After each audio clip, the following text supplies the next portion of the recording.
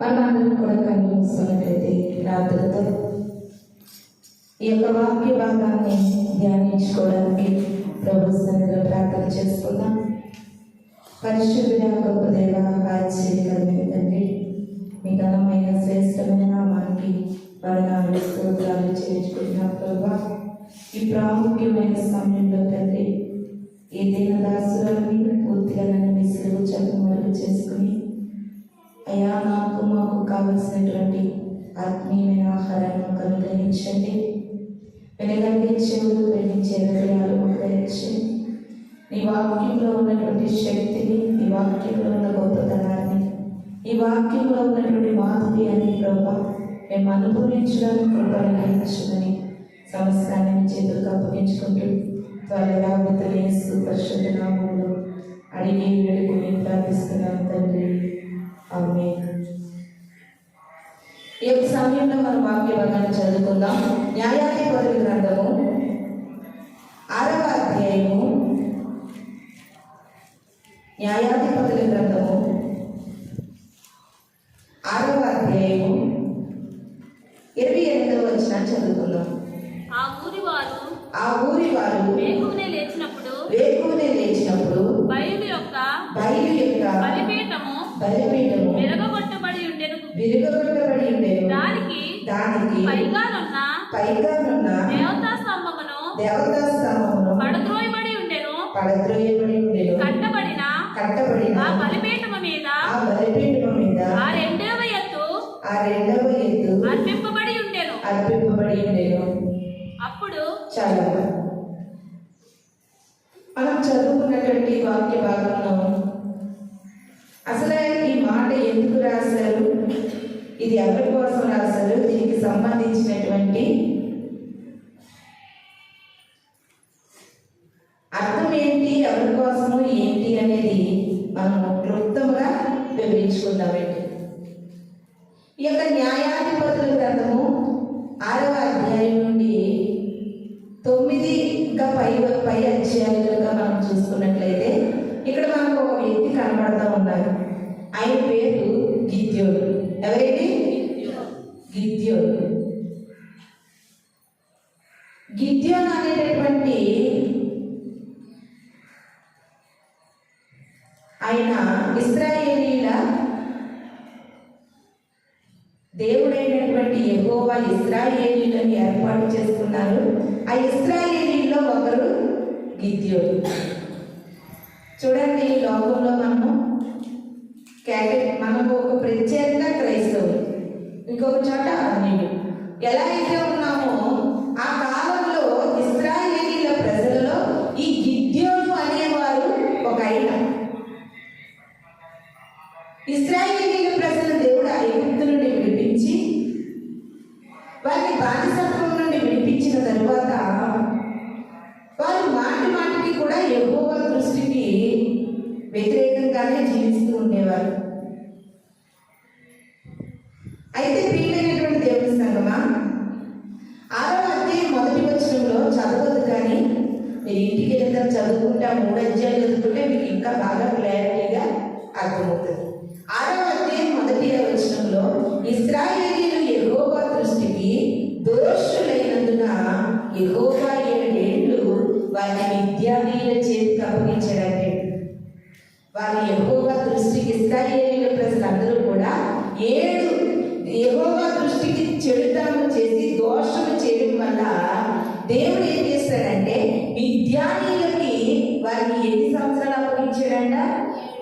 7 సంవత్సరాలు మిద్యానీయులకి ఇశ్రాయేలీయులకు దేవుడు అప్పగించాడు. ప్రియమైన దేవుని సర్వ, ప్రతి ఒక్కరు జాగ్రత్తగా నా వైపు చూస్తే మీకు నేను చెప్పేటటువంటి స్టోరీ ఏంటనేది మీకు బాగా అర్థమవుతుంది. ఈసారి మాట క్లియర్ వినబడుతుంది అందరికీ. అయితే దేవుడు ఇశ్రాయేలీయుల ప్రజలని మిద్యానీయులకి 7 సంవత్సరాలు అప్పచెప్పారు. ఈ 7 సంవత్సరాలు కూడా ఇశ్రాయేలీయులు ఏ విత్తనాలు వేసుకున్నా, ఏ పంట పండించుకున్నా, ఏమి చేసినప్పటికీ కూడా ఆ మిద్యానీయులు వచ్చి పంటను నాశనం చేసేవారు. వీరిని బ్రతకనిచ్చేవారు కాదు. ఇశ్రాయేలీయుల దగ్గర ఒక ఎద్దు కానీ గాడిద కానీ కొట్టించేవారు కాదు. అంతగా భయంకరమైన శిక్షలు ఈ యొక్క ఇశ్రాయేలీయులు మిద్యానీయుల చేత అనుభవించారు. మిద్యానీయుల చేత అనుభవిస్తూ ఉంటుండగా, ఆ మిద్యానీయుల చేత అనుభవిస్తూ ఉంటుండగా ఈ యొక్క గిద్యోను అనే వ్యక్తి గానుగ చాటున కళ్ళము దొల్లగొట్టుకుంటున్నాడు. అంటే ఏం చేశాడంటే వీరు వేసిన పంటని వారు వచ్చి నాశనం చేస్తున్నారని సీక్రెట్గా గానుగ చాటున గిద్యోను పంట పండించుకుని ఆ గానుగ చాటున ధాన్యాన్ని రాలగొట్టుకుంటున్నాడు. ఆ రాలగొట్టుకుంటున్నటువంటి సమయంలో యెహోవా దూత వచ్చి గిద్యోనుతో మాట్లాడుతుంది. ఏమని మాట్లాడుతుందో ఒకసారి ఆ వచనాన్ని కూడా మనం చూద్దాం. 6వ అధ్యాయము 12వ వచనాన్ని చదువుకుందాం. యెహోవా దూత అతనికి కనబడి పరాక్రమము గల బలాఢ్యుడా యెహోవా నీకు తోడై ఉన్నాడని అతనితో అనగా గిద్యోను చిత్తము నా ఏలినవాడా యెహోవా మనకు తోడై ఉండిన యెడల ఇదంతయు మాకెలా సంభవించెను చాలు. ఆ గానుగ చాటున ఆ యొక్క ధాన్యాన్ని తొలగొట్టుకుంటున్నటువంటి గిద్యోను దగ్గరికి వచ్చి దూత మాట్లాడుతుంది. పరాక్రమము గల బలాఢ్యుడా అంటుందండి. ఎవరిని? గిద్యోని. అంటే దూత గిద్యోని, దేవుడు గిద్యోని ఎలా ఏ దృష్టితో చూస్తున్నాడంటే గిద్యోని పరాక్రమవంతుడిగా లెక్కిస్తూ ఉన్నారండి దేవుడు. ఒక మాటతో చెప్పాలంటే చాలా మంది ఈ వాక్యాన్ని వివరిస్తున్నప్పుడు బలహీనుడైన గిద్యోనిని దేవుడు బలవంతుడైన గిద్యోను అని పిలుస్తున్నట్టు ప్రియమైన దేవుని సంగమా, పరాక్రమము గల బలాఢ్యుడా యెహోవా నీకు తోడై ఉన్నాడని దూత మాట్లాడుతుంది. ఇప్పుడు నాకు ఎన్నో కష్టాలు, లేకపోతే నాకు ఆరోగ్య పరిస్థితి బాగాలేదు, మంచం మీద లేకపోతున్నా, అప్పుడు దేవుడి దూత వచ్చి పరాక్రమం గల అని నా పేరుకి పిలిచింది అనుకోండి, నాకు ఎలా ఉంటుందండి? బలహీనమై లేవలేని స్థితిలో ఉంటే దేవుని దూత వచ్చి బలవంతుడా పరాక్రమవంతుడా పిలుస్తుంది అని బాధేస్తుంది. ఇంకా తట్టుకోలేని కోపం కూడా వచ్చే అవకాశం ఉంటుంది. అయితే గిద్యోను అంటే పరాక్రమం గల బలాఢ్యుడాన్ని పిలిస్తే గిద్యోను ఏమన్నాడో తెలుసండి? యెహోవా నీకు తోడై ఉన్నాడు అని చెప్తే గిద్యోను అంటాడా, ఎక్కడ దేవుడు మాకు తోడై ఉన్నాడని నువ్వు మాట్లాడుతున్నావు? మాకు అసలు దేవుడు తోడై ఉన్నాడా? తోడై ఉంటే ఈ విద్యార్థుల చేతికి మమ్మల్ని ఎందుకు అప్పగిస్తాడు? మాకు ఎందుకు ఈ శ్రమలు? అసలు నేను చక్కగా స్వేచ్ఛగా నా పొలాన్ని పండించుకుని వ్యవసాయం చేసుకుని సేద్యం చేసుకుని పంటలు పండించుకునేటటువంటి నా జీవితంలో ఇలా గానుగ చోటున నేను ఈ పని చేసుకునేటటువంటి అవసరం నాకు ఎందుకు? నువ్వు భలే చెప్తున్నావు, యెహోవా నీకు తోడై ఉన్నాడు అంటున్నావు, నన్ను పరాక్రమవంతుడని బలాఢ్యుడని నువ్వు నన్ను పిలుస్తున్నావు. అసలు నిజంగా ఆ దేవుడే నాకు తోడై ఉంటే ఈ బాధలు మాకెందుకు? మా యొక్క పూర్వీకులు మాతో చెప్పారు, ఐగుప్తు దేశం నుండి మనల్ని యెహోవా దేవుడు విడిపించాడు, ఎర్ర సముద్రం అడ్డొస్తే దాన్ని పాయలు చేశాడు, మానవులను మధురంగా మార్చాడు, యోర్దానుని వెనుకకు మళ్లించాడు, ఇలా ఎన్నో గొప్ప కార్యాలు చేశారని మా తాత ముత్తాతలు మా తల్లిదండ్రులు చెబితేనే విన్నాను. కానీ అలా చేసిన దేవుడు ఈ యొక్క సమయంలో మమ్మల్ని విద్యార్థుల చేతికి అప్పగించి మేము ఎన్నో బాధలు భరిస్తూ ఉన్నామని దూతతో మాట్లాడుతున్నాడంటే గిద్యోను. దూతతో మాట్లాడుతుండగా ప్రియమైన దేవుని సంగమా, దూతతో మాట్లాడుతూ ఉంటుండగా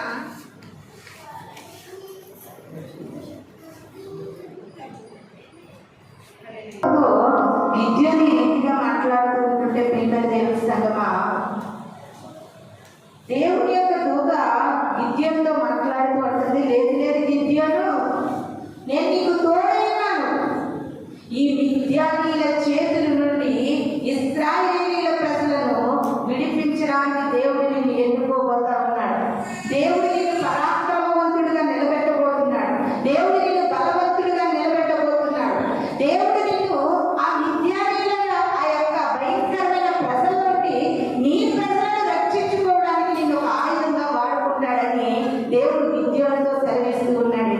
సెలవిస్తూ దేవుడు ఒక నిబంధన పెట్టాడు. ఏమని పెట్టాడంటే, గిద్యోను, ఆ ఇశ్రాయేలీయుల ప్రజలని ఆ మిద్యానీయుల చేతిలో విడిపించాలంటే నువ్వు ఒక పని చేయాలి.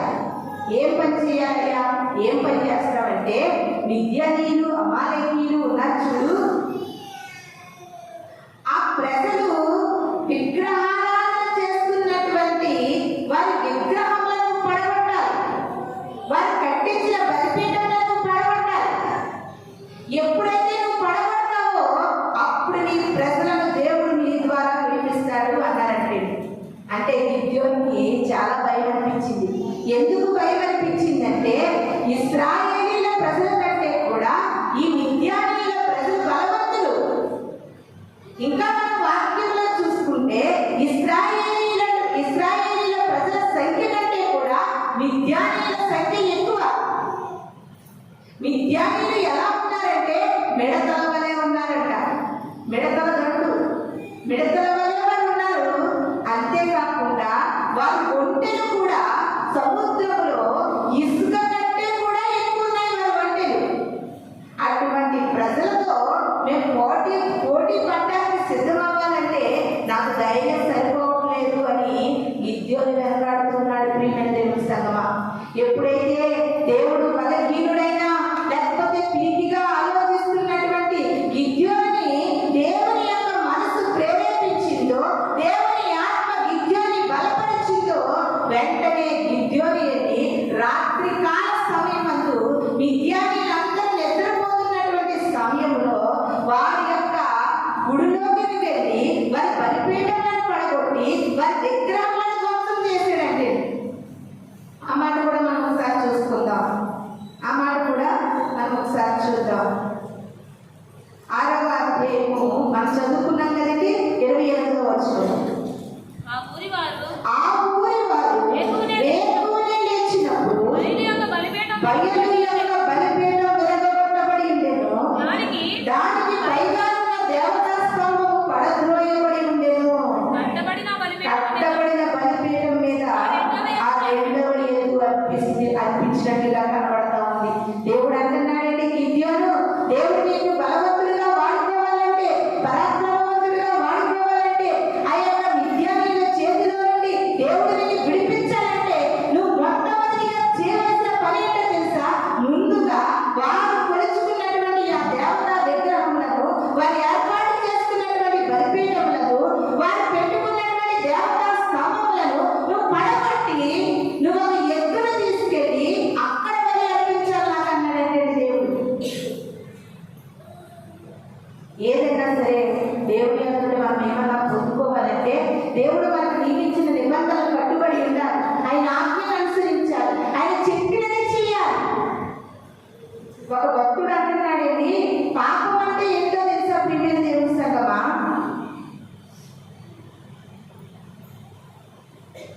దేవుడు చెయ్యమన్నది చేయకపోవడం పాపం. దేవుడు ఏం చేయమన్నాడు? రేయి మొదటి జామున లేచి నిన్ను మొరపెట్టమన్నాడు. దేవుడు ఏం చేయమన్నాడు? సాయంకాలం దేవుడి సన్నిధిలో నువ్వు ప్రార్థన ధూపం అర్పించాలన్నాడు. దావీదు భక్తుడు అంటున్నాడు, ఉదయకాలం, మధ్యాహ్నం, సాయంత్రం నేను ప్రార్థన చేస్తానంటున్నాడు. సమూయేలు అంటున్నాడు, నేను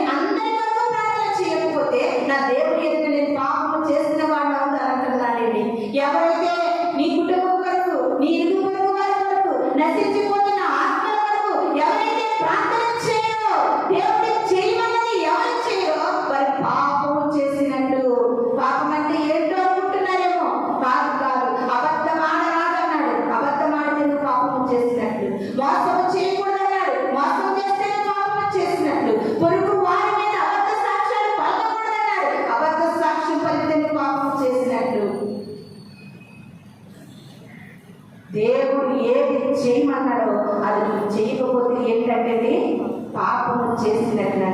దేవుడు ఏది చేయమన్నాడో అది చెయ్యకపోతే పాపం చేసినట్టు. అందుకనే బైబిల్ ఏం చెప్తుందండి?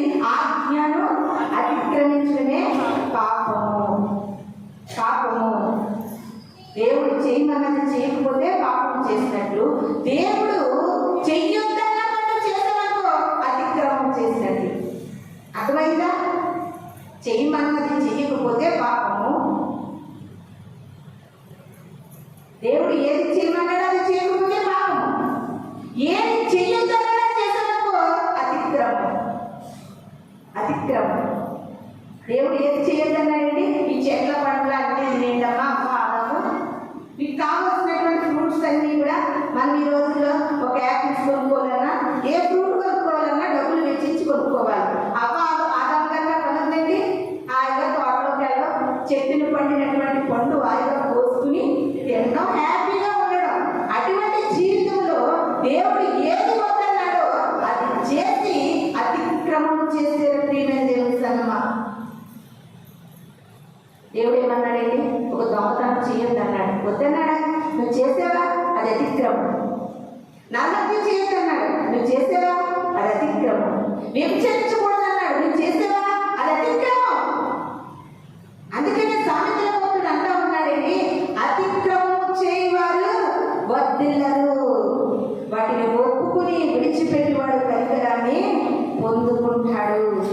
ఇది నాన్ని నువ్వు పాపము చేస్తూ ఉన్న బిడ్డగా ఉన్నావా, అతిక్రమం చేసే బిడ్డగా ఉన్నావో మననే పరీక్షించుకోవాలి. అయితే ప్రియమైన దేవుని సంగమా, ఈ యొక్క దేవుడికి చెప్పినటువంటి మాట, దేవుడు ఏది చేయమన్నాడో అది విద్యం చేశాడు. అక్కడ ఆ విద్యార్థులు అందరూ పడుకున్న టైంలో వారి దగ్గరికి వారి పట్టణంలో ప్రవేశించి వారి యొక్క దేవతా స్తంభములు పడగొట్టి, వారి విగ్రహములు పడగొట్టి, వారి బలిపీఠములను పడగొట్టి ఈయన ఒక ఎద్దును తీసుకెళ్ళి అక్కడ బలి అర్పించాడంటే, వారి తెల్లవారుజామున లేచి వేకువనే లేచినప్పుడు వారి దేవతకి నమస్కరించడానికి, ఆరాధన చేయడానికి, ఆ దండం పెట్టుకోవడానికి వెళ్తూ ఉంటే బలిపీఠం లేదంట, దేవతా స్తంభాలు లేవు, విగ్రహాలు లేవు, పడగొట్టబడి ఉన్నాయి.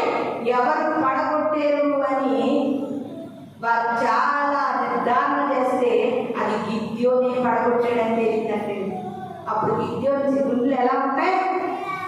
ఆ విద్యార్థులు బలవంతుడురా, ఒక్కసారి నా దగ్గరికి వచ్చి నన్ను చంపేస్తారు.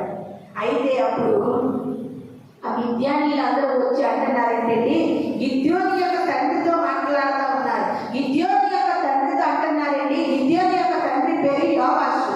ఆ కుమారుడు చేసిన పనికి తండ్రి ఎదురు వచ్చి, యోవాషు, మీ కుమారుడు మా బలిపీఠాలు పడగొట్టాడు, మా దేవతా స్తంభాలు పడగొట్టాడు, మా గుళ్ళు గోపురాలు నాశనం చేస్తాడు, మీ కుమారుడికి ఏంటి శిక్ష అంటే, యోవాషు ఏమంటున్నాడో తెలిసింది, ఏ దేవతా స్తంభాలు పడగొట్టాడో ఆ దేవతే నా కుమారుడు శిక్షిస్తాది అన్నాడంటే. అంటే తండ్రికి కూడా దేవుడు, యెహోవా దేవుడు అంటే ఎంత విశ్వాసం, నమ్మకం ఉందండి. ఏమనేది తండ్రి, అయ్యా మీరు ఏమి చేయరు, నేను ఏమి చేయను, ఏ దేవత విగ్రహాల కుమారుడు ధ్వంసం చేశాడో ఆ దేవత నా కొడుకుని ఊరుకునే వదలదు, తనే చూసుకుంటాది అని ఒక మాట చెప్పాడు. ప్రియమైన దేవుని సంగమా, అలా కాలం గడుస్తూ ఉంది. గడుస్తూ ఉంటే మరలా దేవుని దూత గిద్యోనికి ప్రత్యక్షమైంది. గిద్యోను, నువ్వు అర్జెంటుగా ఇశ్రాయేలీయుల ప్రజలలో కొంతమందిని తీసుకుని మిద్యానీయుల మీదకి నువ్వు యుద్ధానికి వెళ్ళాలి అన్నాడంటే. అంటే అబ్బా, ఆ బలిపీఠ పడగొట్టమన్నాం, అందరూ నిద్రపోయినప్పుడు ఏదో చాటుగా వెళ్ళి, దొంగచాటుగా వెళ్ళి నువ్వు చేయమన్నా పని చేసేయ్యా, కానీ ఇప్పుడు వారి మీద యుద్ధానికి వెళ్ళడానికి మాకు అంత ధైర్యం లేదు అన్నాడంట. అంటే దేవుడు పోతాంటది, లేదు లేదు గిద్యోను, నువ్వు పరాక్రమవంతుడుగా దేవుడు నిన్ను లెక్కించాడు, నువ్వు బలాక్షుడిగా దేవుడు నిన్ను లెక్కించాడు, నువ్వు వెళితే వారి మీద విజయం నీకే గిద్యోను అంటే, గిద్యోను అన్నాడంటే నేను నమ్మను అన్నాడంట. ఏమన్నాడు? వారి మీద విజయం పొందుకుంటానని నమ్మలేదు. ఎందుకంటే వారు మాకంటే బలవంతులు, బలిష్ఠులు, మా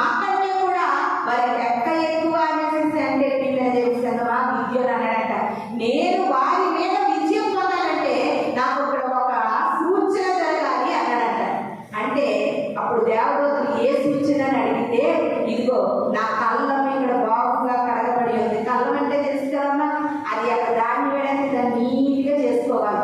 నీట్గా చేయబడి ఉంది. ఒక గొర్రె బొచ్చు నేను ఇక్కడ పెడతాను.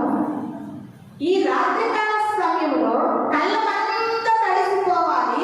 గొర్రె బొచ్చు మాత్రము ఒక చుక్క కూడా కలవడానికి వీల్లేదు. అప్పుడు నేను నమ్ముతాను యెహోవా నా పక్షాన ఉన్నాడని అన్నాడంటే గిద్యోను. అంటే అప్పుడు సరే అనేసి ఆ రాత్రికాలం గడిచిపోయిన తర్వాత ఉదయాన్నే లేచి గిద్యోను వెళ్ళి ఆ గొర్రె బొచ్చుని ఇలా పట్టుకోగానే అది చాలా డ్రైగా ఉందంట. ఒక్క మంచు తుప్పర కూడా గొర్రె బొచ్చు మీద పడలేదంట. కానీ ఆ గొర్రె బొచ్చు దాటి ఆ చుట్టుపక్కల అంతా కూడా మంచు పడిందంట, మంచు కురిసింది. అయినా గిద్యోనికి నమ్మకం సరిపోలేదు. మరలా అంటున్నాడంటే అయినా నేను నమ్మలేను. ఈ రాత్రికి ఏం జరగాలంటే గొర్రె బొచ్చు ఒకటి తడిసిపోవాలి, మిగతా ఎక్కడ తడిసిపోకూడదు అన్నాడు. ఆ కళ్ళం ఆ రాత్రి గడిచిపోయింది. ఉదయం లేచి చూడబోతునికి కళ్ళం మీద ఎక్కడ కూడా మంచు తుప్పలు పడలేదంట. ఈ గొర్రె బొచ్చు చేద్దామంటే ఎలా ఉంటుందండి, అది బరువుగా అయిపోతుంది కదా.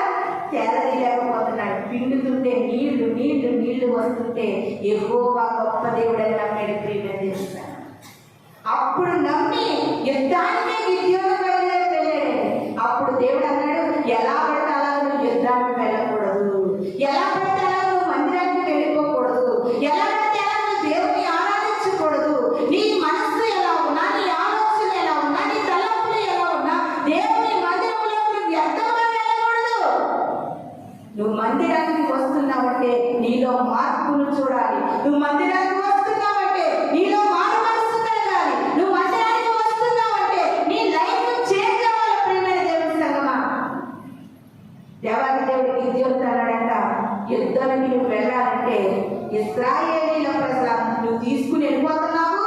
ఆ ఇశ్రాయేలీల ప్రజలందరూ వెళ్ళిపోయి అంటారు, యెహోవా గారు మాకు విజయాన్ని ఇచ్చాడు, మేమందరం వెళ్ళడం వల్ల మేము విజయం పొందుకున్నాము అంటారు.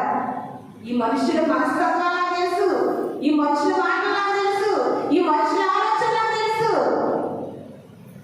నువ్వు జారిపోయి పడిపోయావు కదమ్మా, కాలు చెయ్యి కింద తిరగలేదు, ఎందుకో తెలుసా, గోడను పెట్టేసుకున్నాను అనుకుంటాను. అంతేకాని అక్కడ దేవుడు కార్యం చేశాడని ప్రజలు నమ్మలేకపోతున్నారు. అందరినీ కరోనా వచ్చి చచ్చిపోయారు, నువ్వెందుకు చచ్చిపోలేదు? నేను చాలా జాగ్రత్తలు తీసుకున్నాను, నేను మంచి ఫుడ్ తీసుకున్నాను, నేను మంచి మెడిసిన్ తీసుకున్నాను అంటుంది. కానీ క్రైస్తవ్యము దేవుని కృపను బ్రతికించిందని మనుషులు ఒప్పుకోలేకపోతున్నారు. ప్రియమైన దేవుని సంగమా, అలా అంటారయ్యా ఇశ్రాయేలీ ప్రజలు. వీళ్ళందరూ మీద యుద్ధానికి వెళ్ళిపోతే మా బలం వల్ల, మా శక్తి వల్ల, మా జ్ఞానం వల్ల విద్యానీయుల మీద నుండి మేము విజయం పొందుకున్నామంటారు. వద్దు, నువ్వు తీసుకొచ్చిన ప్రజలందరితో ఒక మాట చెప్పు, అయ్యా విద్యానీయుల ప్రజల మీద మీరు యుద్ధానికి వెళ్తున్నారు కదా, మీలో ఎవరికైనా కొంచెం తిరిగితనం ఉన్నా, భయం ఉన్నా, వణుకు ఉన్నా, ఎవరైతే భయపడుతున్నారో మొహం మాటం లేకుండా భయపడేవారు అందరూ వెళ్ళిపోండి, భయపడేవారు అందరూ వెనక్కి వెళ్ళిపోండి అన్నారంట. ప్రియమైన దేవుని సంగమా, అలాగా భయపడే బిడ్డలందరూ కూడా వెనక్కి వెళ్ళిపోయారంట. 7వ అధ్యాయము 3వ వచనాన్ని చూసుకుందాం. కాబట్టి నీవు ఎవడు భయపడి వణుకుచున్నాడో వాడు త్వరపడి గిలాదు కొండను విడిచి తిరిగి వెళ్ళుడని జనులు వినినట్లుగా ప్రకటించుమని గిద్యోనుతో సెలవిచ్చెను.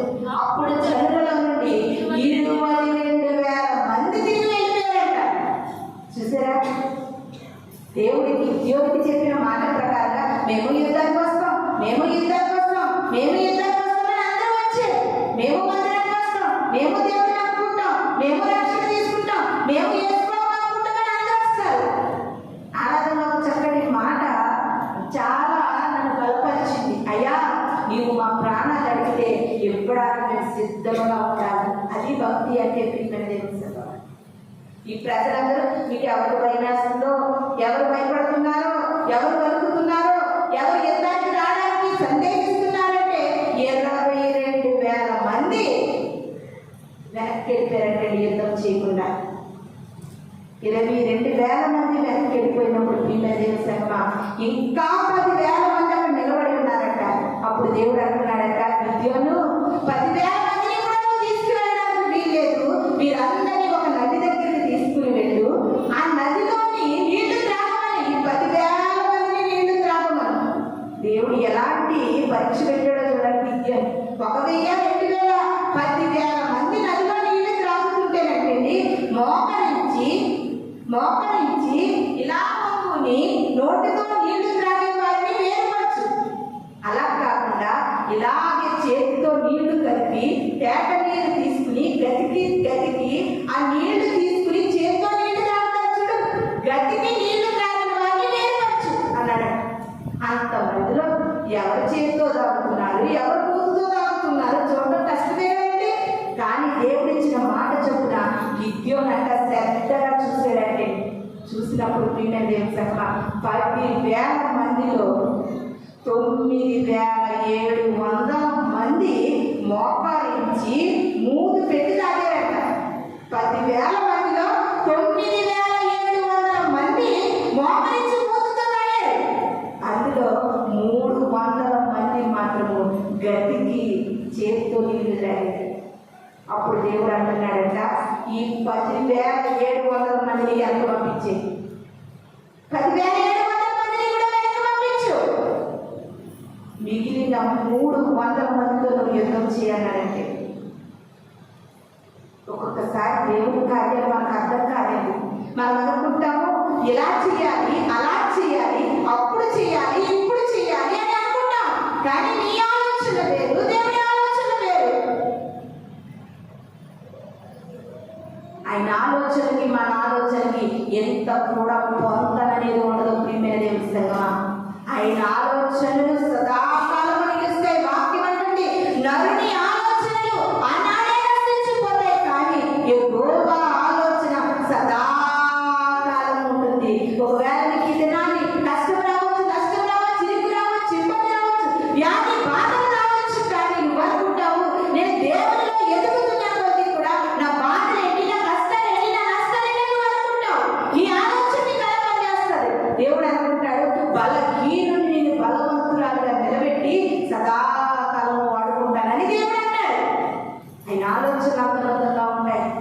అప్పుడు దేవుడు అంటాడు, గిద్యోను ఈ 300 మందిని కూడా తీసుకెళ్లి మిద్యానీయుల మీద యుద్ధం చేయాలి అంటే, అప్పుడు గిద్యోనుకి మరలా భయపడుతుంది.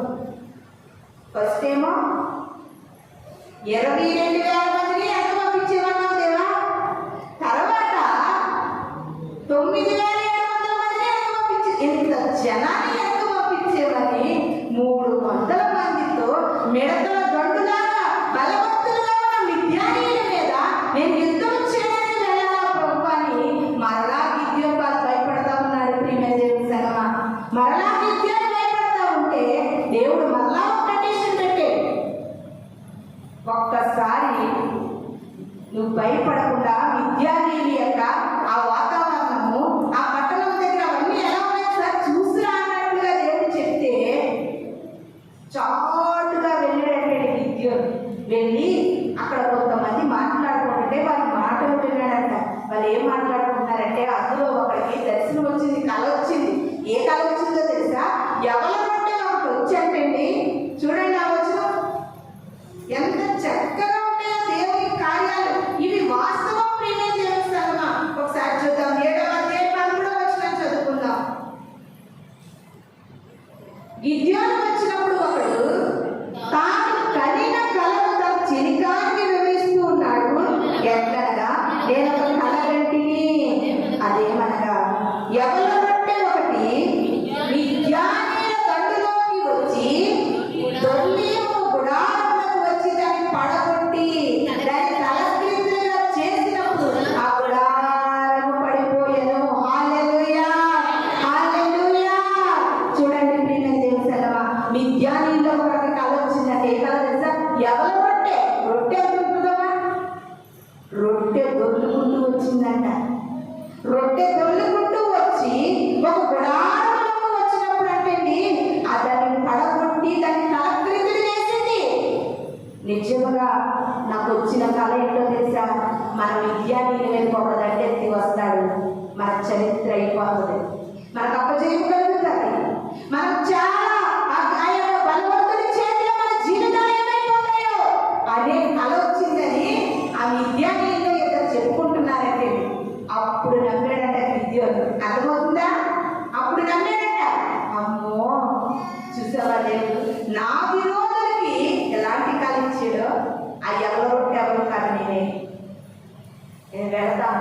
చెప్పి 300 మందిని 3 గ్రూపులుగా విడగొట్టి సంగమా మిద్యానీయుల మీద గంటెత్తి గిద్యోను విజయం పొందుకున్నాడు.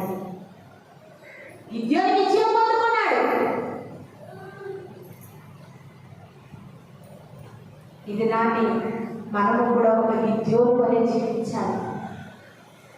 మనము కూడా ఒకవేళ నువ్వు ఏ పని చేయాలన్నా, దేవుని కొరకు ఏదైనా చేయాలన్నా, దేవుని కొరకు ఏదైనా నీవు సాహసించాలంటే అమ్మో నా వల్ల కాదు, అమ్మో నా నోట్ల అక్షరం లేదు, నాకు అంత జ్ఞానం లేదు, నాకు అంత చదువు లేదు, ఒక పాట పాడగలిగే శ్రద్ధ లేదు, ఒక వాక్యం చదవగలిగే చదువు లేదు, ప్రార్థన చేయగలిగే జ్ఞానం లేదు అని ఒకవేళ బలహీనులుగా మనం మారిపోతుంటే దేవుడు మనల్ని అంటున్నాడు పరాక్రమం గల బలవంతుడా అని పిలుస్తూ ఉన్నాడు.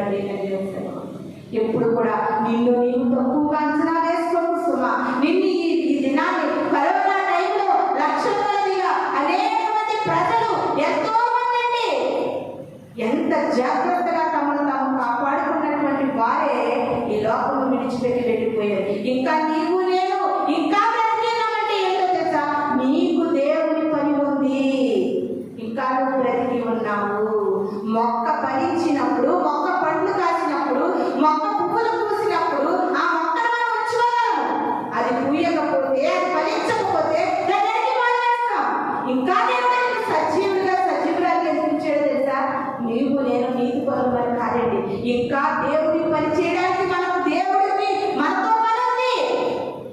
ఆ పని నువ్వు నిర్వర్తించగలుగుతున్నావా? ఆ పని నువ్వు శ్రద్ధగా చేయగలుగుతున్నావా? దేవుని కొరకు నువ్వు వాడబడుతున్నావా?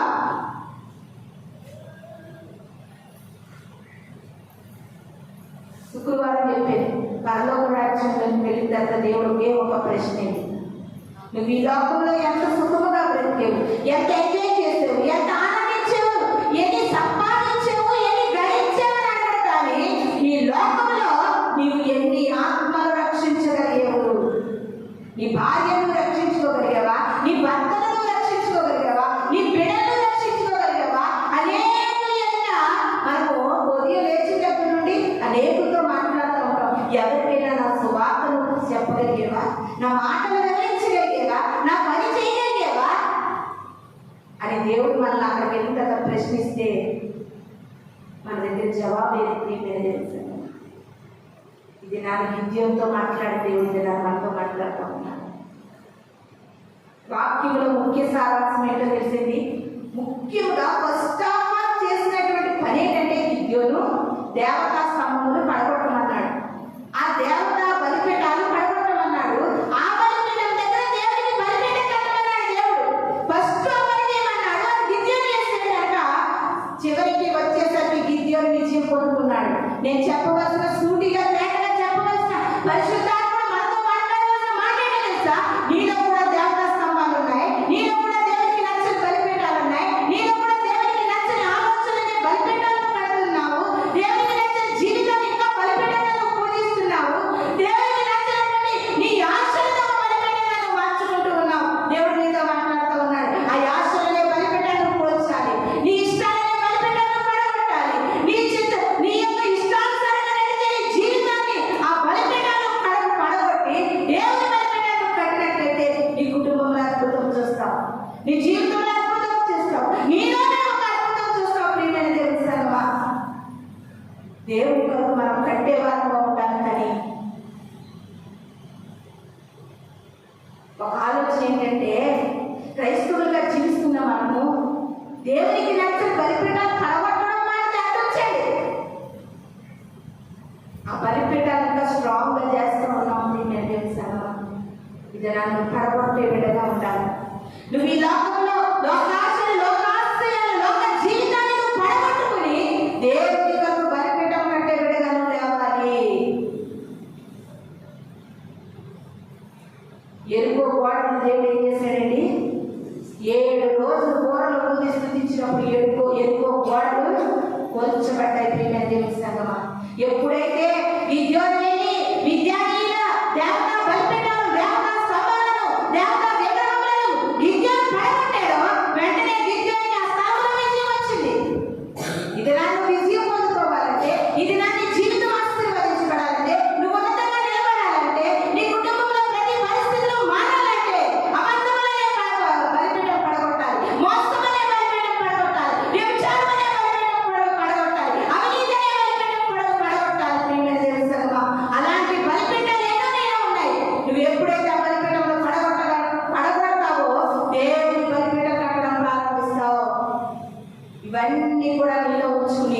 దేవుడికి బలిపీఠం కట్టాలంటే పని అవదండి, పని అవదు.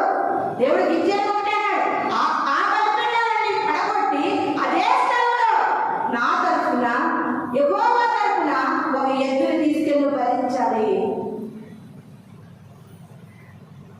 నేను పడగొట్టనండి, పాత గోడ ఉండాలి, పక్కన కొత్త గోడ కట్టాలి. ఒక ఇల్లు కట్టుకుంటేనే, ఒక గోడ కట్టుకుంటేనే పాత గోడను కూల్చేసి కొత్త గోడ కడుతున్నాము. మరి నీ జీవితాన్ని ప్రతి వారం కూడా కొత్త కాలంలో దేవుడు నీతో మాట్లాడుతూ ఉంటుండగా ఈ పాత బలిపీఠాలు అలాగే ఉంచుకుంటున్నావు. ఈ కొత్త వాక్యాలు ఇంకా లోపలికి ఎలా వెళ్తాయండి? ఎప్పుడైతే నీ ఇష్టాలనే బలిపీఠాలను పడగొట్టుకుంటావో అప్పుడే నీ విజయం పొందుకుంటావు, అప్పుడే నీవు ఆశీర్వదించబడతావు, అప్పుడే అనేకులకు పెట్టేవారిగా దేవుడు నీకు ఆశీర్వదిస్తాడు, అనేకులను ఆదరించేవారిగా దేవుడు మనల్ని ఆశీర్వదిస్తాడు. ప్రియమైన దేవుని సంగమా, అలాంటి బలిపీఠాలను పడగొట్టిన వ్యక్తి ఇశ్రాయేలు ప్రజల్లో అనేక మంది ఉన్నారండి, అనేక మంది ఉన్నారు. అనేక మంది ఇశ్రాయేలీలను పరిపాలించినటువంటి రాజులలో కొంతమంది దేవుని బలిపీఠం కట్టడానికి విగ్రహాల బలిపీఠాలు పడగొట్టారు, కొంతమంది దేవుని బలిపీఠాలను పడగొట్టి విగ్రహాల బలిపీఠాలు కట్టారు. ఒక మాట చెప్పనా, దేవుని బలిపీఠాన్ని పడగొట్టి విగ్రహాల బలిపీఠం కట్టినటువంటి రాజులు ఎవరు కూడా బాగుపడినట్లుగా ఈ చరిత్ర గ్రంథాల్లో ఎక్కడా లేదు. దేవుని సంగమా, ఏ విగ్రహ బలిపీఠాలు అయితే పడగొట్టి దేవుని బలిపీఠాలు కట్టారో వారి రాజులు రాజ్యాలను జయించి వేసేటట్టుగా ఈ చరిత్ర గ్రంథాలు మనకు తెలియజేస్తూ ఉన్నాయి. ఒకసారి ఆ మాటను కూడా చూద్దాం. 2వ రాజుల గ్రంథము 18వ అధ్యాయము 4వ వచనం చదువుకుందామండి. ఉన్నత స్థలములను కొట్టివేసి విగ్రహములను పగలగొట్టి దేవతా స్తంభములను పడగొట్టి మోషే చేసిన ఎత్తడి సర్పములను చిన్నాభిన్నములుగా చేశారు. దానికి ఇశ్రాయేలీయులు నెహుష్టాన్ అని పేరు పెట్టి దానికి కోపము లేచి వచ్చింది. అతడు ఇశ్రాయేలీయుల దేవుడైన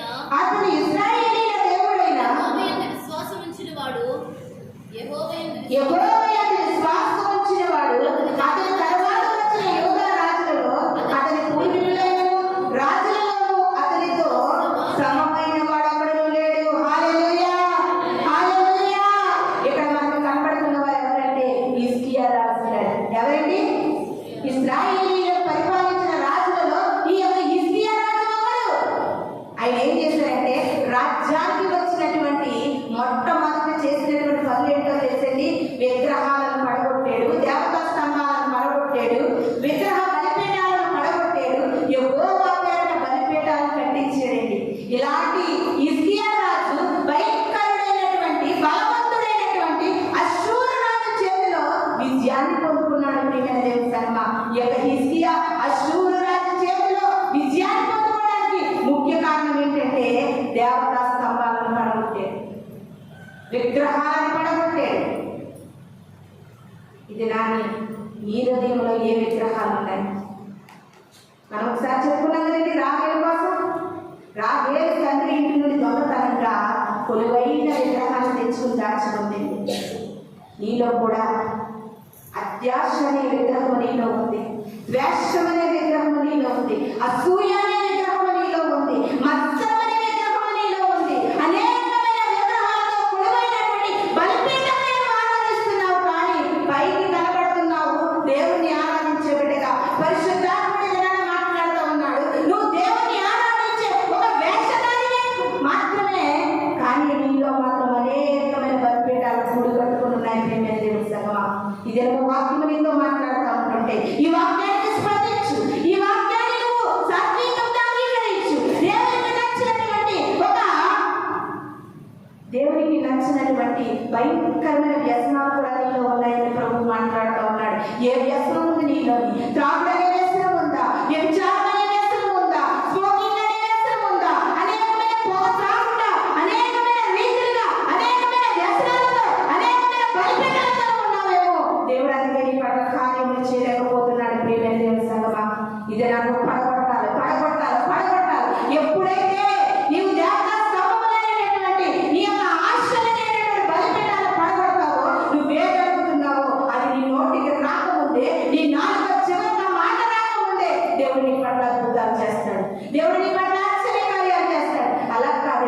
బలిపెట్టమే, ఆ బలిపెట్టి నీ బలిపెట్టమే. అలా అయితే దేవుడు అసలు ఊరుకోడు. అలా అయితే దేవుడికి అసలు ఇష్టం ఉండదు.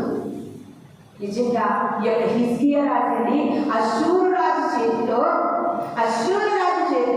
విజయం పొందుకోవడమే కాదండి, హిజ్కియా గారికి ఏమొచ్చిందండి? మరణకరమైన రోగం వచ్చింది. మరణకరమైన రోగము.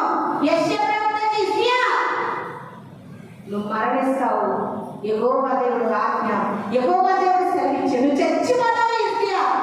అదేలాగా జరుగుతుంది. నేను దేవతా స్తంభాలను పడగొట్టాను, విగ్రహాలను పడగొట్టాను, బలిపీఠాలను పడగొట్టాను, యెహోవా బలిపెట్టి ఇచ్చాను. నేను దేవుడిని అడుగుతాను, అయ్యా నీ సన్నిధిలో నిందారహితుడిగా నేను ఎలా బ్రతికానయ్యా, నీలో ఎలా ప్రార్థించానయ్యా, ఎలా జీవించానయ్యా, అనేక బలిపీఠాలను నేను పడగొట్టానయ్యా, నీ కొరకు నా హృదయంలో నీకు ఒక బలిపీఠాన్ని కట్టాను. నేను యథార్థవంతుడినే జీవించాను, నేను నీతి గలవాడినే జీవించాను, నేను నీకు నీ సన్నిధిలో నిందారహితుడిగా జీవించాను, నన్ను చంపేస్తావా అని అడుగుతున్నాడండి ప్రభు సన్నిధిలో. అప్పుడు దేవుడు అంటున్నాడు, హిజ్కియా ఇంకా 15 సంవత్సరాలు నీకు ఆయుష్ ఇస్తున్నాను. హిజ్కియా గారు గుర్తునే ఇచ్చేసాడు అనుకుంటున్నావా? ఆయుష్ దేవుడిని అడిగితే ఇచ్చేసాడు అనుకుంటున్నావా? కాదు. హిజ్కియాలో కనబడినటువంటి మొట్టమొదటి ఏం తెలుసండి? ఆయన రాజ్య పరిపాలనకు వచ్చిన వెంటనే దేవుడికి వ్యతిరేకమైన విగ్రహాలను పడగొట్టాడండి, దేవునికి వ్యతిరేకమైన దేవతా స్తంభాలను పడగొట్టాడు, దేవునికి వ్యతిరేకమైన బలిపీఠాలను పడగొట్టేశాడు. ప్రియమైన దేవుని సంఘం, దేవునికి బలిపీఠం కట్టాడు. పాత నిబంధన గ్రంథంలో మీరు ఆది కాండం నుండి పాత నిబంధన గ్రంథమంతా కూడా చేసుకుంటే అబ్రహాము దేవుడికి బలిపీఠం కట్టలేదా? యాకోబు దేవుడికి బలిపీఠం కట్టలేదా? ఇస్సాకు దేవుడికి బలిపీఠం కట్టలేదా? దావీదు దేవుడికి బలిపీఠం కట్టలేదా?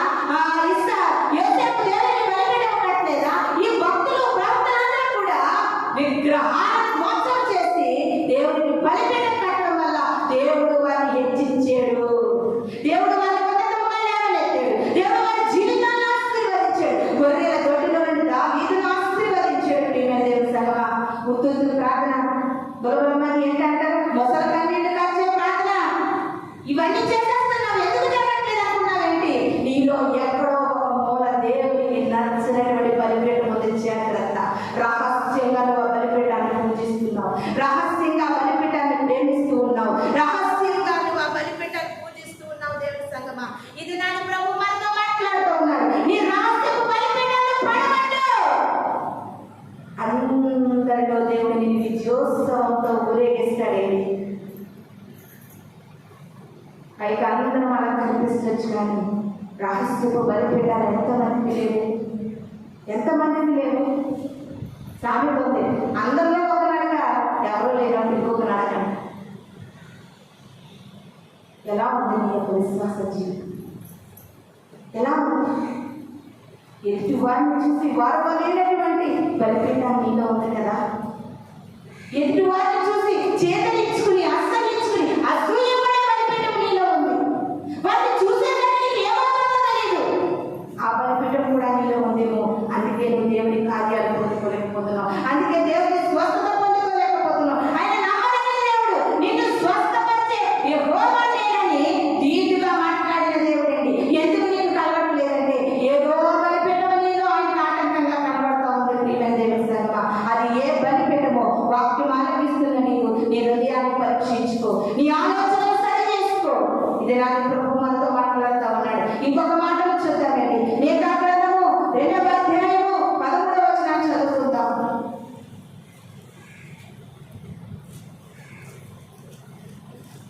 మీకా గ్రంథము 2వ అధ్యాయము 13వ వచనము. వ్యర్థమైన మాటలు పలుకు. మీకా గ్రంథము 2వ అధ్యాయము 13వ వచనము. ప్రాకారములు పడగొట్టువాడు వారికి ముందుగా పోవును, వారి గొప్పలు పడగొట్టి దాని ద్వారా దాటిపోవుదురు. వారి రాజు వారికి ముందుగా నడుచును, యెహోవా వారికి నాయకుడుగా ఉండును. హల్లెలూయా, హల్లెలూయా. ఇది నాని ప్రభు ఇప్పుడు వరకు కూడా అయితే ఏదో ఇష్టమైన బలిపీఠాన్ని పూజిస్తున్నామని నీతో మాట్లాడేది చూడు. ఆ బలిపీఠాన్ని కూడా ఆయన పడగొట్టడానికి సిద్ధంగా ఉన్నాడంట.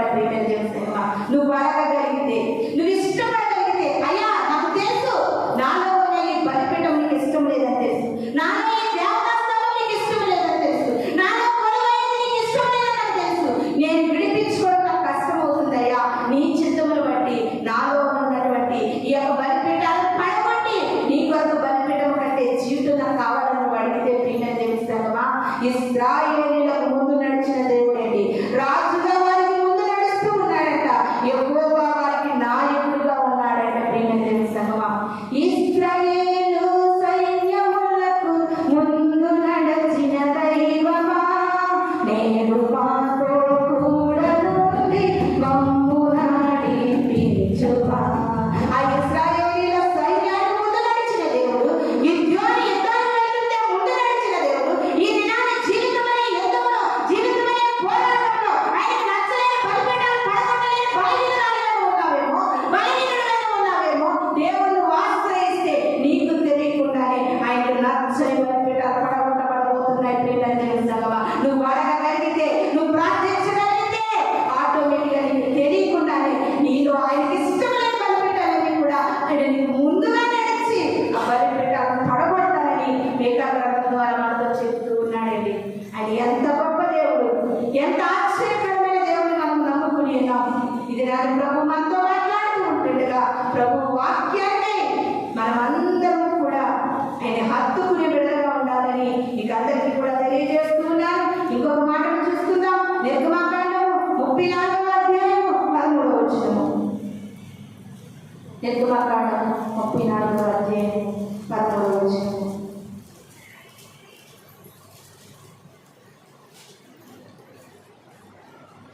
కాబట్టి మీరు వారి బలిపీఠములను పడగొట్టి వారి బలిపీఠములను పడగొట్టి వారి బొమ్మలను పగలగొట్టి వారి దేవతా స్తంభములను పడగొట్టవలెను. వారి దేవతా స్తంభములను పడగొట్టవలెను. ఏలయనగా ఏలయనగా వేరొక దేవునికి నమస్కారం చేయవద్దు. ఆయన నామము రోషముగల యెహోవా, ఆయన రోషముగల దేవుడు, రోషముగల దేవుడు. ఆ దేశపు నివాసి. హల్లెలూయా. మోషేతో మాట్లాడుతూ ఉన్నారండి దేవుడు, మోషేతో మాట్లాడుతూ ఉన్నారు. నువ్వు మోషే ఇశ్రాయేలీయుల ప్రజలు నడిపించడానికి ముందుగా నువ్వేం చేయాలంటే ఆ దేవతా బలిపీఠాలను, ఆ బొమ్మలను పడగొట్టు, ఆ విగ్రహాలను పడగొట్టు, ఆ దేవతా స్తంభాలను పడగొట్టు మోసే. అప్పుడు ఈ యొక్క 6 లక్షల పైచిలకు కాల్వలంతా కూడా నీ చేతికి అప్పగిస్తాను. ఆ యొక్క ఐగుప్తు ఫరో చేతి నుండి నేను విడిపిస్తానన్నారు. మీరు ఎంత చూసినప్పటికీ కూడా, మీరు ఎక్కడ చూసినప్పటికీ కూడా భక్తులందరూ కూడా విజయాలు పొందుకోవడానికి, భక్తులందరూ శత్రువుల చేతిలో నుండి విడిపించబడడానికి, భక్తులందరూ కూడా దేవుని బలిపీఠాలు కట్టిన వారు కనుక దేవునికి నచ్చని బలిపీఠాలు పడగొట్టి దేవుని బలిపీఠాలు కట్టే కనుక ప్రియమైన చేస్తావా, వారు వెళ్ళిన చోటలా విజయోత్సవం, వారు వెళ్ళిన చోటలా విజయాన్ని చూడగలిగారని ఇది నాన్న ప్రభు మనతో మాట్లాడుతూ ఉన్నారు. అదే విధంగా ఇంకొక మాటను చూసుకుందాం. లాస్ట్ గా ఎఫెసీయులకు రాసిన జకరియా గ్రంథము 1వ అధ్యాయం 21వ వచనం చదువుకుందామండి. జకరియా గ్రంథము యెహోవా నలుగురు కంసులను చదువమ్మా. యెహోవా నలుగురు కంసులను నాకు కనపరచగా 1:21 మీరేమి చేయబోచున్నారు నేను అడిగినందుకు ఆయన ఎవడును తల ఎత్తకుండా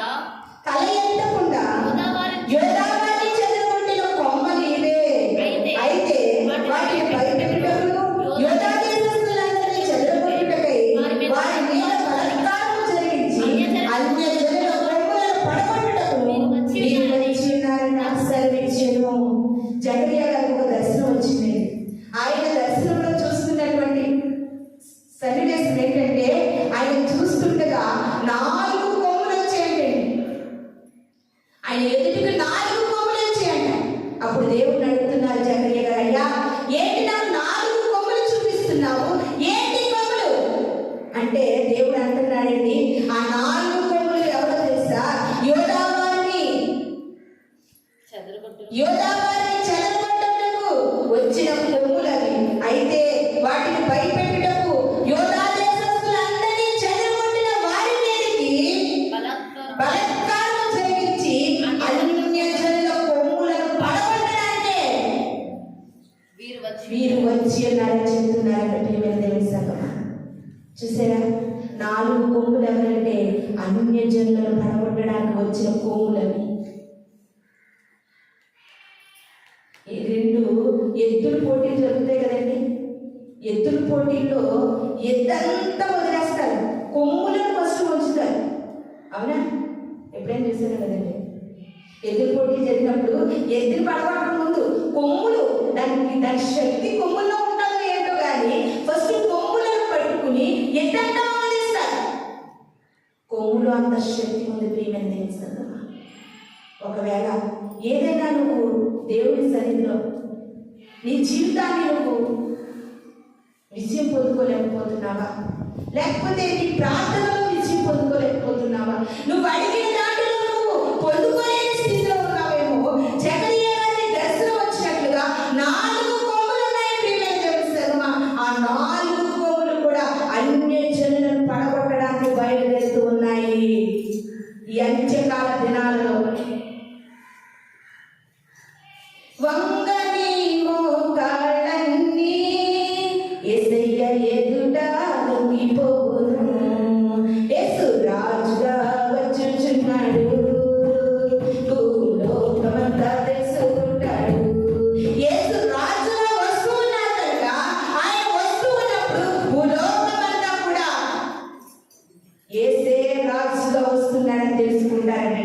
అప్పుడు వంగుతే నేను వంగను, నేను దేవుని నమ్మను, నేను దేవుని సన్నిధిలో మోకరించను అన్న ప్రతి మోకాళ్ళు కూడా యేసయ్య ఎదుట వంగిపోయే రోజులు రాబోతున్నాయి దేవుని సంగమా.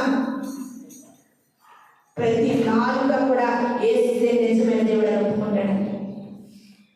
ఈ మధ్య సోషల్ మీడియా వచ్చిన దగ్గర నుండి యూట్యూబ్లో చూస్తుంటే కరుడు కట్టిన మాంత్రికులు మారిపోతున్నారండి. మనిషి రక్తాలు తాగిన మాంత్రికులు మారిపోతున్నారు. మనుషుల నీళ్ళలా చెడుపు పెట్టి చంపేసిన మాంత్రికులు మారిపోతున్నారు. ఆ మాంత్రికులతో దేవతలు వచ్చి ఎదురుగా నిలబడి మాట్లాడేవారు. ఆ దేవతలు చెప్తున్నాయి, అయ్యా మేము కదా బాబు నిజమైన దేవుడు, సర్వ సృష్టికర్త. అయ్యి చెప్తే మారిపోతున్నారండి. వంగని ప్రతి మోకాళ్ళు వంగిపోతుంది. ప్రతి నాలుక ప్రభుని స్తుతించే రోజులు రాబోతున్నాయి. యేసు రాజుగా రాబోతున్నాడు. భూలోకమంతటికి ఆయన రాజుగా రాబోతూ ఉన్నాడండి.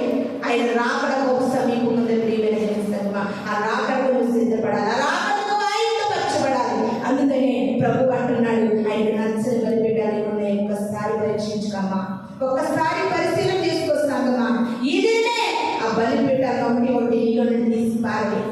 నువ్వు ఈ బలిపీఠాన్ని పారవేసినప్పుడు దేవుని బలిపీఠాన్ని కట్టడం ప్రారంభిస్తావని దేవుడి దినాలు ఒక వాగ్దానపూర్వకంగా మనతో మాట్లాడుతూ ఉన్నాడు. లాస్ట్ సారి ఇంకొక వచనం చూసుకుని మనం ముగించుకుందాం. ఎఫెసీయులకు రాసిన పత్రిక 2వ అధ్యాయము 14వ వచనం. ఎఫెసీయులకు రాసిన పత్రిక, ఆయన మన సమాధానమైంది మీకును మాకును ఉండిన ద్వేషమును అనగా విధిరూపకమైన ఆజ్ఞలు గల ధర్మశాస్త్రమును శరీరమందు కొట్టివేయుట చేత మధ్య గోడను పడగొట్టి మన ఉభయులను ఏకము చేసెను. హల్లెలూయా, హల్లెలూయా. ధర్మశాస్త్రం అనేటువంటి మధ్య గోడను పడగొట్టేసేటువంటి దేవుడు. ధర్మశాస్త్ర గ్రంథంలో దేవుని సన్నిధికి రావడానికి ఎవరికి అర్హత లేదు. ఆయన మందిరానికి స్వేచ్ఛగా ఆరాధించుకునేది లేదు. ధర్మశాస్త్ర గ్రంథం ఏం చెప్తుందంటే వచ్చిన ప్రతి ఒక్కరు పాపులే, పాపులందరూ బయట ఉండాలి. యాజకుడు ఒకడు ఆవరణంలోకి రావాలి. సంవత్సరానికి ఒకసారి యాజకుడు పరిశుద్ధ ఆవరణంలోకి బలి అర్పించాలి. కానీ ఎవరు ఇలా మందిరాలు కట్టుకోవడం కానీ ప్రార్థనకి రావడం కానీ మోషే ధర్మశాస్త్ర గ్రంథంలో ఎక్కడా లేదు ప్రియమైన దేవుని సంగమా. అటువంటి అడ్డు గోడను యేసు క్రీస్తు రక్తము ద్వారా అడ్డు గోడను పడగొట్టి అందరూ నా మందిరానికి రావాలి, అందరూ నా మందిరంలో స్వేచ్ఛగా ఆరాధించుకోవాలని దేవుడు ఏం చేశాడో తెలిసింది. ధర్మశాస్త్ర గ్రంథంలో ఆ యొక్క నియమ నిబంధనలని అడ్డుగోడని ఆ యొక్క దేవుని మందిరానికి రాకుండా ప్రజలకు ఆటంకంగా ఉండే అడ్డుగోడని పడగొట్టాడండి. పడగొట్టడం వల్లే మనం అందరం కూడా స్వేచ్ఛగా ఆరాధన చేయగలుగుతున్నాం. ఎందుకు ఈ వచనం చదివించాను తెలుసా? దేవుని మందిరానికి స్వేచ్ఛగా ఆరాధన చేసుకోవడానికి వస్తుంటే ఎవరికి మందిరంలో రావాల్సినటువంటి వ్యాధి తెలియట్లేదు, విలువ తెలియట్లేదు, దేవుడు అంటే తెలియట్లేదు, దేవుని మాటల్లో శక్తి అంటే తెలియట్లేదు. నిజంగా కరోనా టైంలో తెలిసిందండి. వాక్యం ఎవరైనా మేమైతే టీవీకి లైవ్ కనెక్ట్ చేసుకుని ఆ టైంలో భయం, నేను ఉంటాను, నా భర్త ఉంటాడంటావా, ఒకవేళ నేను చనిపోతే నా భర్త ఉంటాడేమో, లేకపోతే భార్య భర్త ఉంటే పిల్లలు చనిపోతారంటావా, కరోనా గుండెకి అది చేతితో పట్టుకుని బయటికి వెళ్ళి కూడా ఏదైనా కొనుక్కుని తెచ్చుకోవాలన్నా సరే భయంకరమైన దినాలు. ఆ భయంకరమైన దినాల్లో బలపరిచే వాక్యాలు లేవు. దేవుని మందిరాలు మూతపడ్డాయి, దేవుని యొక్క ఆలయాలు మూతపడ్డాయి. అలాంటి కరువు, వాక్యం కరువైపోతూ ఉంటుంది. ప్రియమైన దేవుని సంగమా, నీకు అప్పుడు బలపరచడానికి సేవకులు ఉండరు, బలపరచడానికి వాక్యం ఉండదు. మనం ఎలా ఉండాలని చెప్పడానికి వాక్యం లేనటువంటి ముందు కూడా భయంకరమైన రోజులు రాబోతూ ఉన్నాయి. వాక్యం నీకు దొరికినప్పుడు దాన్ని నువ్వు చాలా ఆనందంతో సంతోషంతో స్వీకరించగలిగితే తప్పనిసరిగా నీ జీవితంలో ఉన్న ప్రతి బలిపీఠాన్ని కూడా నువ్వు పడగొట్టుకుంటావు. ఎంత భయంకరమైన రోజులు మనం దాటుకుని వచ్చేయండి. అటువంటి ధర్మశాస్త్ర గ్రంథంలో దేవుని ఆలయాన్ని వచ్చేది లేదు. అప్పుడు దేవుడు అన్నాడు, నా ప్రజలు నా మందిరానికి రాకుండా నాకు దూరం అయిపోతున్నారని అడ్డు గోడను పడగొట్టాడంట. అడ్డు గోడను పడగొడితే అడ్డు గోడను పడగొట్టడం వల్ల మన స్వేచ్ఛనైన సరికి ఆరాధించుకోవడానికి వస్తున్నాం. ఈ దినాన్ని మన యొక్క వాక్యం యొక్క సారాంశం ఏంటో తెలుసా? దేవునికి ఇష్టం లేని బలిపీఠాలు పడగొట్టాలి, పడగొట్టాలి. నీ ఆత్మీయతను ధ్వంసం చేస్తున్న అది చెడు స్నేహాలైనా సరే, చెడు సహవాసమైనా సరే, నువ్వు ఎక్కడ కూడా దేవుని యొక్క ప్రత్యేకమైన బ్రతకాలి. బలిపీఠాలు పడగొట్టు, పడగొట్టు, పడగొట్టు. ప్రియమైన దేవుని సంగమా, ప్రభువు మనతో సూటిగా నేరుగా మాట్లాడుతున్నాడు. అయ్యో, నేను ఎంత ప్రార్థన చేస్తున్నా, నా ప్రార్థనకు జవాబు లేదే, నా పరిస్థితి మారదే, నాకు స్వస్థత లేదే, నాకు ఆరోగ్యం లేదే, నా క్రియ, నా జీవితంలో సంతోషం లేదు, సమాధానం లేదు, ఆనందం లేదు. ఎన్నో సంవత్సరాలు నా భర్త కోసం నేను ప్రార్థన చేస్తున్నాను, నా భర్త మారట్లేదు అనుకుంటున్నావేమో. ముందు నీలో ఉన్న ప్రతి దేవునికి ఇష్టం లేని బలిపీఠాలను పడగొట్టగలిగితే రామాయణ కూడా నీ భర్త దేవుని మందిరానికి వస్తాడు. జాగ్రత్త. ముందు మీ బలిపీఠం కట్టడం ప్రారంభించాను. ఎంత చెప్పినా మారని ముందు గంటలు కూడా మాట్లాడే ముందు మనము కట్టడం ప్రారంభించాలి. చిరికి అక్కడ చిరుకులు పడి అది ఒక ప్రవాహంగా మారుతారు. ముందుకు బలిపీఠం కట్టడం ప్రారంభించాలని ప్రభు విధానంతో మాట్లాడినారు. మనమందరం కూడా కళ్ళు మూసుకున్నట్లయితే ప్రార్థన చేసుకుందాం. పరిశుద్ధులైన దేవా, ఆశ్చర్యకర గొప్ప తండ్రి, వందనాలు చెల్లిస్తున్నాం. ఈ యొక్క సమయంలో నా తండ్రి నాయన గిద్యోను కోసం మాతో మాట్లాడి ఉన్నారు ప్రభు. అవునయ్యా, నీ మాటలలో ఎంత శక్తి ఉందో అయ్యా. నా తండ్రి గిద్యోను జీవితాన్ని ప్రభు పరాక్రమం గల బలాక్షుడని పిలిచిన దేవుడు ప్రభు. ఇది నన్ను మాతో మాట్లాడేది. గిద్యోను విజయం పొందుకోవడానికి కారణం ఏంటంటే ఉన్నత స్తంభాలను, దేవతా స్తంభాలను, విగ్రహ బలిపీఠాలను పడగొట్టాడు. అయ్యా, ఇది నాని వాక్యం ఆలకిస్తున్న మేము అనుకుంటున్నాం. అయ్యో, నేను ఏ విగ్రహానికి దండం పెట్టినే, నేను ఏ విగ్రహాన్ని పూజించనే, నేను ఏ విగ్రహానికి నేను నమస్కరించనే, నాలో ఏ విగ్రహం ఉందని మేము అనుకుంటున్నామేమో ప్రభువా. నీకు నచ్చని అనేకమైన బలిపీఠాలు మన హృదయాల్లో ఉన్నాయి. నీకు నచ్చినటువంటి బలిపీఠాలు మాత్రమే పడగొట్టి ఇస్తాయా. నీ బలిపీఠాన్ని ప్రభా ఈ క్షణం నుండి, ఈ దినం నుండి ప్రభా న్యాయాన్ని బలిపీఠాన్ని ప్రార్థనతో కట్టడం ప్రభా ప్రతి బిడ్డ ప్రారంభించడానికి నీ వాక్యాన్ని ప్రతి హృదయంలో కూడా నీరు కట్టి ఫలింపు చేయండి ప్రభా. ఈ దినం నుండి అనేకమైన బలిపీఠాలు యెహోవా కొరకు కట్టబడుగాక. అయ్యా, సహాయం అనుగ్రహించి వాక్యం అనేక హృదయాల కార్యాభివృద్ధిగా పనిచేయడానికి చూపించమని ప్రభా. వాక్యమైన ప్రతి బిడ్డని ప్రభా నీవు బలపరిచి ప్రతి బిడ్డ లేచి ప్రభా నీ బలిపీఠాలు కట్టడానికి కోరుకునేటట్టుగా కృప అనుగ్రహించమని ఈ విత్తబడిన వాక్యాన్ని బట్టి ప్రభా సమస్త మహిమ